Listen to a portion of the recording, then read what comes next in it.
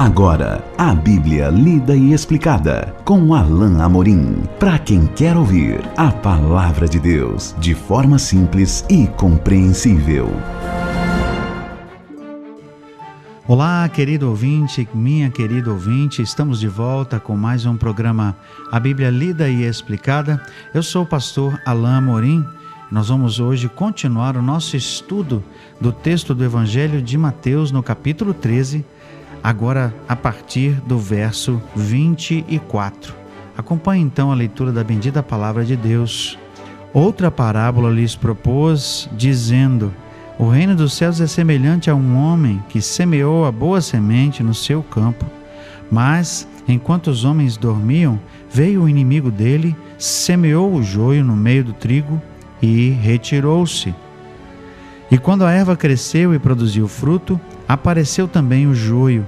Então, vindo os servos do dono da casa, lhe disseram: Senhor, não semeaste boa semente no teu campo? De onde vem, pois, o joio? Ele, porém, lhes respondeu: um inimigo fez isso. Mas os servos lhe perguntaram: queres que vamos e arranquemos o joio? Não, replicou ele, para que ao separar o joio não arranqueis também com ele o trigo. Deixai-os crescer juntos até a colheita, e no tempo da colheita direi aos ceifeiros: ajuntai primeiro o joio e atai-o em feixes para ser queimado, mas o trigo recolhei-o no meu celeiro. Jesus traz aqui uma outra parábola, trazendo de novo a imagem da colheita, do plantio, depois da colheita, da ceifa, como nós vamos ver aqui na linguagem específica do texto. Mas Jesus agora não vai refletir sobre a reação à mensagem, como nós vimos na primeira parábola. Na primeira parábola vimos os tipos de solo, como se refletissem os tipos de coração das pessoas e o tipo de reação. Aqui nós veremos, na verdade, que há dois tipos de semente, dois tipos de pessoas, e nós temos aqui dois ceifeiros distintos, que nós veremos identificados por Jesus. Mas Jesus, então, como diz o texto, propôs outra parábola e diz que o reino dos céus é semelhante, ele faz uma comparação a um homem que semeou boa semente no seu campo. Mas enquanto os homens dormiam, veio o inimigo dele e semeou o joio no meio do trigo e se retirou. Quando a erva cresceu e produziu fruto, apareceu também o joio. E os servos então vieram e disseram: Senhor, não semeaste boa semente no seu campo? De onde vem, pois, o joio? Esse texto aqui parece que retrata uma realidade que seria menos provável. Não é impossível, não é uma realidade absurda, posto que talvez em algum tempo isso pudesse ter acontecido, ou seja, a realidade de que quando um agricultor semeia uma boa semente no seu campo, viria um vizinho ou alguém que teria, por exemplo, intenção de arruinar a lavoura daquele seu vizinho, ou intenção de fazer com que ele se empobrecesse, se endividasse, talvez por inveja, quisesse semear no seu campo de sementes boas, sementes ruins que viessem trazer problema. O fato é que Jesus aqui certamente quis que essa mensagem, ou melhor, ele quis que a mensagem dessa parábola fosse de conotação puramente espiritual, porque ele diz depois que aquele que semeia a boa semente é o próprio Jesus, o Filho do Homem, mas aquele que semeia a semente ruim é o inimigo, que nós sabemos é Satanás. Mas o fato é que essa ilustração é importante em um ponto. Essa semente que foi lançada depois, a semente do joio, não foi percebida, ela não foi logo discernida. Somente quando ela começou a crescer é que se percebeu que ela estava no meio do trigo. Mas o fato é que ela não poderia ser arrancada nesse primeiro momento. Ela deveria crescer junto. E ela retrata o fato de que muitas vezes, até mesmo dentro das igrejas, nós temos pessoas que estão ali, mas que realmente não são salvas. E nós temos no mundo pessoas que indistintamente estão ouvindo a mensagem, estão aí talvez enchendo templos à busca de Deus, mas que na verdade são joio. São pessoas cujo coração é duro, como disse Jesus no texto anterior, quando ele pronunciou a primeira parábola. Mas o fato é que essas duas sementes crescem juntas, e a planta cresce junto, tanto o trigo quanto o joio, tanto a semente boa quanto a semente ruim. E quando vêm os amigos do semeador, do dono do campo, alertam para essa realidade e perguntam: o senhor quer que nós tiremos a semente ruim? E ele diz: não, replicou ele, para que ao separar o joio, não arranqueis também com ele o trigo. No tempo incorreto, antes do tempo certo da ceifa, havia um risco de recolher com a semente ruim, ou seja, com a planta ruim, também a planta boa. Havia um risco de tirar coisas boas junto com as plantas ruins, junto com o joio. Por isso Deus permite, na verdade, não é? Que no tempo certo apenas na colheita, seja feita a separação. E nós vemos aqui uma realidade importante. Muitas vezes Deus permite que haja coisas ruins, que haja até mesmo plantas ruins, junto com sementes boas, com plantas boas, e Ele permite, por sua bondade e por sua misericórdia, que elas cresçam.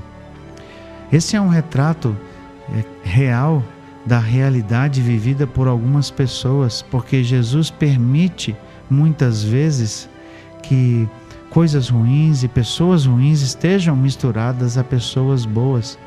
Muitas vezes não entendemos por que Deus permite o mal, por que Deus permite o sofrimento, às vezes até mesmo trazido por pessoas que estão ao nosso redor. E o fato é que Deus, na sua misericórdia, permite que isso ocorra, talvez para que haja ainda chance. Talvez Deus permita que algumas pessoas experimentem coisas ruins, dificuldades, para ver se elas acordam, para ver se elas realmente despertam para a realidade que está ao seu redor. E nós vemos que apenas no momento certo, apenas no juízo, que é retratado aqui pela ceifa, apenas no juízo Deus então faz essa distinção. Por isso Jesus explica logo depois, mas ele vai trazer mais tarde essa explicação da parábola, mas aqui ele fala que ele permite que cresçam juntos até a colheita. No tempo da colheita, direi aos ceifeiros: ajuntai primeiro o joio, atai-o em feixes para ser queimado, mas o trigo recolhei-o no meu celeiro. O momento da colheita aqui, depois vai ser retratado como o momento do juízo final, o momento em que Deus vai trazer à luz todas as coisas. Por ora, é preciso que as plantas cresçam juntas, é preciso que elas desfrutem do mesmo sol, tenham os mesmos nutrientes, cresçam juntas, para que no momento certo se possa fazer separação. Jesus diz que só no momento da colheita ele vai dizer aos ceifeiros: tirem primeiro o joio, coloquem em feixes, ou seja, à parte, e que seja queimado. Nesse momento, esse joio que não serve para nada vai ser queimado. Esse joio que não tem utilidade, não pode ser misturado com o trigo, ele será queimado.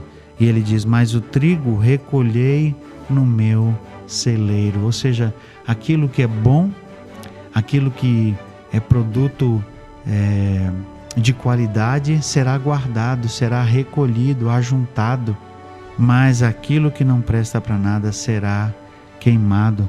Essa é a realidade espiritual que vemos retratada aqui com relação às pessoas que ouvem o Evangelho e que estão no mundo. Muitas vezes ouvem falar de Deus, ouvem falar do Evangelho, e elas estão aí no meio, às vezes, do trigo, e só no momento certo Jesus vai fazer a distinção. Só no momento certo, essas pessoas serão separadas e terão realmente o seu fim. Assim nós vemos nessa geração, assim nós vemos no mundo hoje, porque infelizmente o mal é uma realidade na vida de todos nós. A presença do mal, a presença do sofrimento nos lembra que nesse mundo aqui ainda precisamos passar por tribulações, por provações, mas haverá um dia em que o trigo será separado do joio, que o joio será queimado e que o trigo será recolhido. Uma verdade espiritual importante que nos dá esperança, alimenta a nossa esperança de que um dia as coisas realmente ficarão boas, de que um dia todo esse sofrimento terá fim. Mas até lá é preciso que estejamos ainda sujeitos a algumas coisas, sujeitos a passar por dificuldades e provações, sujeitos à maldade nesse mundo, para que Deus, na sua paciência, possa permitir que aquelas pessoas que ouvirão a mensagem realmente ouçam e se convertam, e também permitir que o juízo desses que ouvem e não se convertem seja um juízo perfeito, seja um juízo sobre o qual não haja nenhuma dúvida, porque, como diz Paulo lá em Romanos, capítulo 1, ninguém poderá apresentar nenhum tipo de desculpa perante Deus. Ninguém tem qualquer desculpa. Paulo diz, todos são inexcusáveis, indesculpáveis perante Deus, porque de alguma maneira receberam, ouviram do Evangelho, mas não acolheram a mensagem. Jesus vai continuar o seu ensino por parábolas, como nós veremos, parábolas menores que nós vamos ajuntar aqui em torno de um mesmo tema, para continuarmos nosso estudo de Mateus capítulo 13. Nós veremos isso no nosso próximo encontro. E até lá, que o Senhor te abençoe. Acesse agora nossa plataforma e baixe os podcasts www.rede316.com.br. A Bíblia lida e explicada com Alain Amorim.